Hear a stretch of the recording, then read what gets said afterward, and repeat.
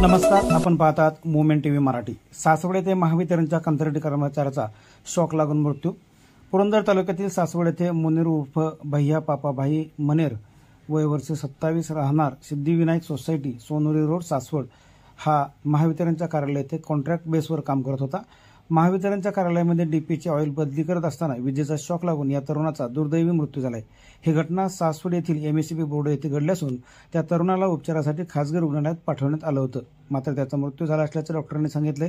डीपीचे oil बदली करत असताना शॉक लागला असल्याची माहिती महावितरणच्या अधिकाऱ्यांनी दिली। तिथे असणाऱ्या कर्मचाऱ्यांनी त्याला त्वरित रुग्णालयात उपचारासाठी नेले, मात्र उपचाराआधीच डॉक्टरांनी त्याला मृत असल्याचं घोषित केलंय।